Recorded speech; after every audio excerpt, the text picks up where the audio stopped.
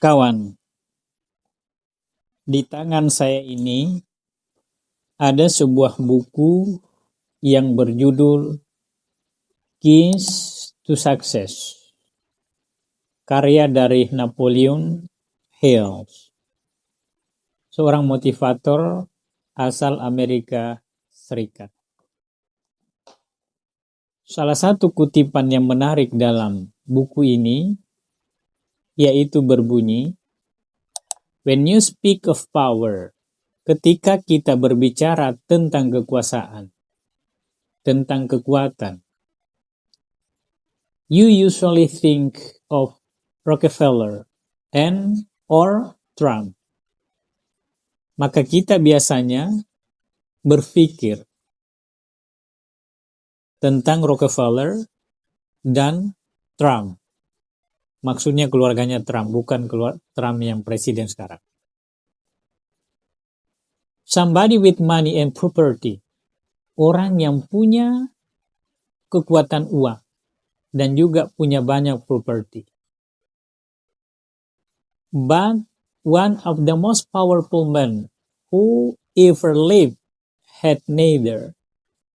Tetapi salah satu orang yang paling kuat yang pernah ada atau pernah hidup di dunia ini adalah Mahatma Gandhi. Mahatma Gandhi didn't own a house. Mahatma Gandhi didn't own a house.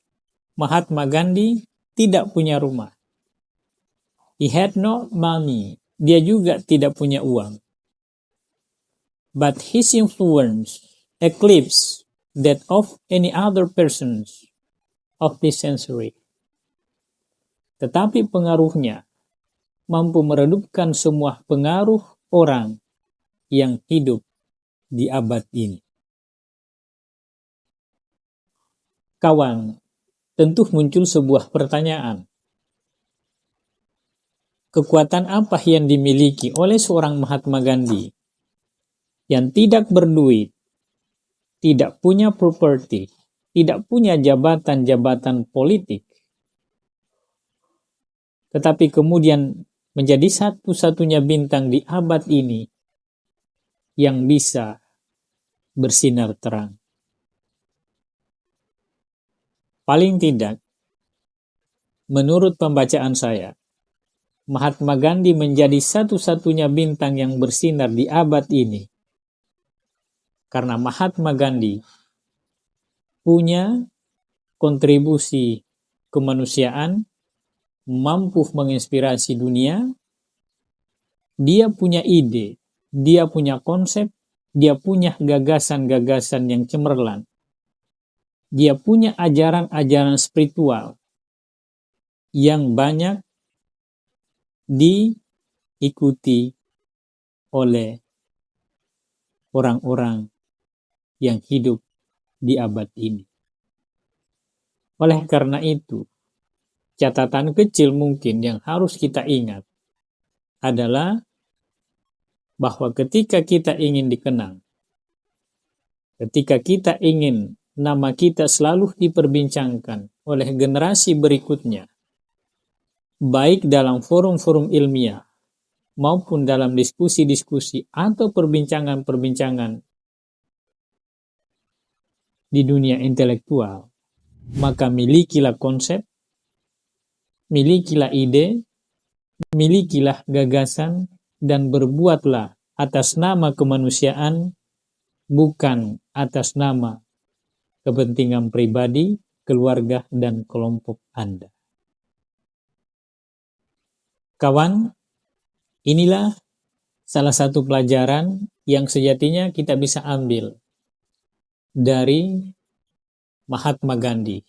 Meskipun di era saat sekarang ini, sepertinya orang yang berpikir untuk betul-betul menjadi cerdas, tinggal hitung jari saja, dan orang kebanyakan, termasuk kita semua, sebagai kaum intelektual, tanda petik, saya menggunakan tanda petik karena berbicara tentang intelektual itu menurut Ali Syariati adalah orang yang berpikir bagaimana kemudian dia bisa melakukan sebuah perubahan. Bukan orang yang berpikir bagaimana dia kaya dengan ilmu dan pengetahuan yang dia punya. Maka saya menggunakan kata intelektual tanda petik. Saya ulang, ketika kita ingin di tengah-tengah kehidupan modern ini, kaum intelektual banyak berpikir bagaimana kemudian dengan keilmuan yang dia punya, dia bisa kaya, bukan bagaimana dengan keilmuannya dia bisa berkontribusi banyak terhadap lahirnya sebuah perubahan, lahirnya sebuah peradaban kemanusiaan pada masa yang akan datang. Thank you very much, kawan.